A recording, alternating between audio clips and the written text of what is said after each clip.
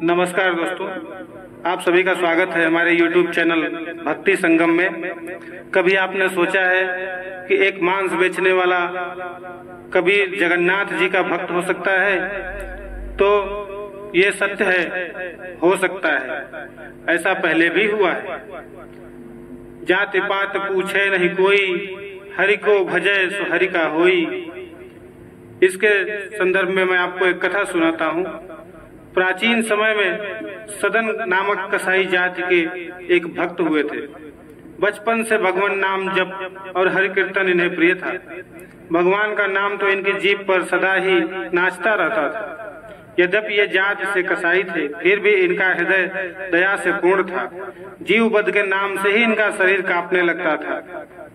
आजीविका के लिए कोई उपाय न होने से दूसरों के यहाँ से मांस लाकर बेचा करते थे। स्वयं अपने हाथ से पशुवध नहीं करते थे। इस काम में भी इनका मन नहीं लगता था, पर मन मारकर जातिगत व्यवसाय होने से किया करते थे।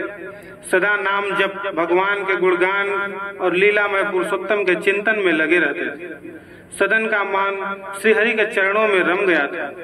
रात दिन वे केवल हरि हरि करते रहते थे। भगवान अपने भक्त से दूर नहीं रहा करते। भक्त को जैसे उनके बिना चैन नहीं, वैसे ही उन्हें भी भक्त के बिना चैन नहीं। सदन के घर में भगवान शालिग्राम रूप में विराजमान थे। सदन को इसका पता नहीं था। वे तो शालिग्राम को पत्थर का एक बाट समझते थे और उससे मांस तोला करते थे। एक दिन एक साधु सदन के दुकान के सामने से जा रहे थे। दृष्टि पड़ते ही वे शालिग्राम जी को पहचान गए। मांस विक्रेता कसाई के यहाँ अपवित्र स्थल में शालिग्राम जी को देखकर साधु को बड़ा क्लेश हुआ। सदन से याचना कर वे शालिग्राम को ले गए। सदन ने भी प्रसन्नता पूर्वक साधु को अपना वह चमकीला बाट दे दिया। साधु बाबा कुटिया पर पहुँचे। उन्होंने विधि पूर्वक शालिग्राम जी की पूजा की, परंतु भगवान को न तो पदार्थों की अपेक्षा है, न मंत्र या विधि की। वे तो प्रेम के भूखे हैं, प्रेम से ही रिझते हैं। रात में उन साधु को स्वप्न में भगवान ने कहा, तुम मुझे यहाँ क्यों ले आए? मुझे तो अपने भक्त सदन के घर में बड़ा ही सुख मिलता था। जब वह मांस तोलने के लिए मुझे उठाया करता था, तब उसके शीतल स्पर्श से मुझे अत्यंत आनंद मिलता था। जब वह ग्राहकों से बातें करता था, तब मुझे उसके शब्द बड़े मधुर स्तोत्र जान पड़ते थे। जब वह मेरा नाम लेकर कीर्तन करता, नाचने लगता था, तब आनंद के मारे मेरा रोम रोम पुलकित हो जाता था। तुम मुझे वहीं पहुंचा दो, मुझे सदन के बिना एक क्षण कल नहीं है। साधु महाराज जगे। उन्होंने शालिग्राम जी को उठाया और सदन के घर जाकर उसे दे दिया। साथ ही उसको भगवत कृपा का महत्व भी बता आए। सदन को जब पता लगा कि उनका यह बटखरा तो भगवान शालिग्राम है, तब उसे बड़ा पश्चाताप हुआ। वे मन ही मन कहने लगे, देखो मैं कितना बड़ा पापी हूँ। मैंने भगवान को निरादर पूर्वक अपवित्र मांस के तराजू का बाट बना रखा। प्रभु अब मुझे क्षमा करो। अब सदन को अपने व्यवसाय से घृणा हो गई। सदन कसाई शालिग्राम जी को लेकर पुरुषोत्तम क्षेत्र श्री जगन्नाथपुरी को चल पड़े। मार्ग में संध्या समय सदन जी एक गांव के एक गृहस्थ के घर ठहरे। उस घर में स्त्री पुरुष दो ही व्यक्ति थे। स्त्री का आचरण अच्छा नहीं था। वह अपने घर ठहरे हुए स्वस्थ सुंदर सबल पुरुष पर मोहित हो गई। आधी रात के समय सदन जी के पास आकर वह अनेक प्रकार की अशिष्ट चेष्टाएं करने लगी। सदन जी तो भगवान के परम भक्त थे। उन पर काम की कोई चेष्टा सफल न हुई। वे उठकर हाथ जोड़कर बोले, तुम मेरी माता हो, अपने बच्चे का परीक्षा मत लो। माँ मुझे तुम आशीर्वाद दो।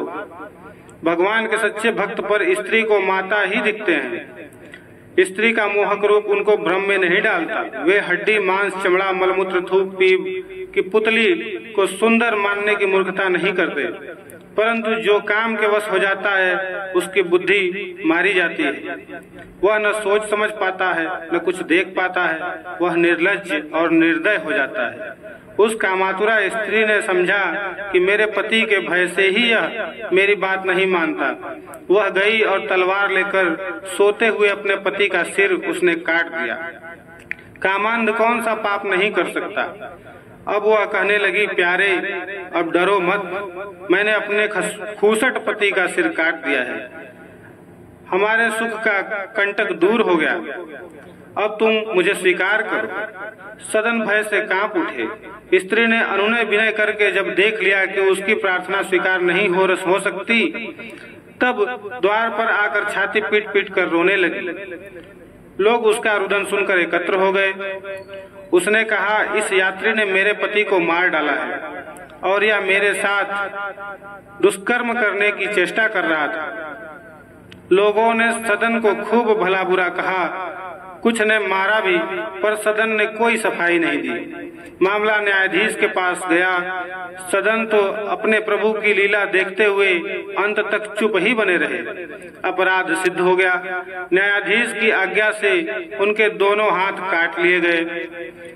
सदन के हाथ कट गए, रुधिर की धारा चलने लगी। उन्होंने अपने प्रभु की कृपा ही माना। उनके मन में भगवान के प्रति तनिक भी रोष नहीं आया। भगवान के सच्चे भक्त इस प्रकार निपराध कष्ट पाने पर भी अपने स्वामी की दया ही मानते हैं। भगवान नाम का कीर्तन करने से सदन जगन्नाथपुरी चल पड़े। उधर प्रभु ने पुरी के पुजारी को स्वप्न में आदेश दिया, मेरा भक्त सदन मेरे पास आ रहा है, उसके हाथ कट गए हैं, पालकी लेकर जाओ और उसे आदर पूर्वक ले आओ। पुजारी पालकी लिवा कर गए और आग्रह पूर्वक सदन को उसमें बिठाकर ले आए।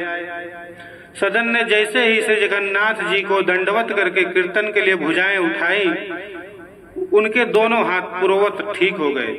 प्रभु की कृपा से हाथ ठीक तो हुए, पर मन में शंका बनी रही कि वे क्यों काटे गए। भगवान ने राज्य में कोई निरपराध को दंड नहीं पाता।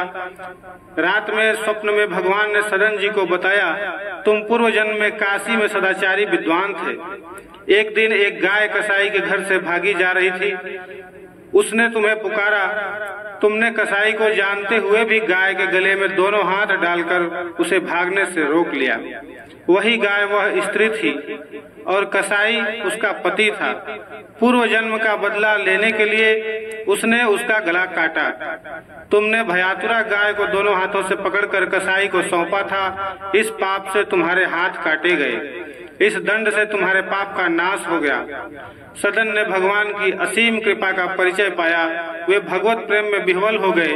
बहुत काल तक नाम कीर्तन गुणगान तथा भगवान के ध्यान में तल्लीन रहते हुए उन्होंने पुरुषोत्तम क्षेत्र में निवास किया और अंत में श्री जगन्नाथ जी के चरणों में देह त्याग कर वे परम धाम पधारे। तो दोस्तों, ये तो था सदन कसाई जी का चरित्र। तो आप कोई भी काम करते हैं, फिर भी भक्ति कभी नहीं छोड़नी चाहिए, क्योंकि भक्ति से बढ़ के कुछ भी नहीं है। तो दोस्तों, अगर ये वीडियो पसंद आया हो तो वीडियो को लाइक करें। चैनल को सब्सक्राइब नहीं किया है तो सब्सक्राइब कर दें। साथ ही बेल आइकन को प्रेस करें ताकि हमारी अगली वीडियो आपको आसानी से मिलती रहे। तो आज के लिए इतना ही। फिर मिलेंगे किसी और कथा के साथ दूसरे वीडियो में। तब तक के लिए नमस्कार।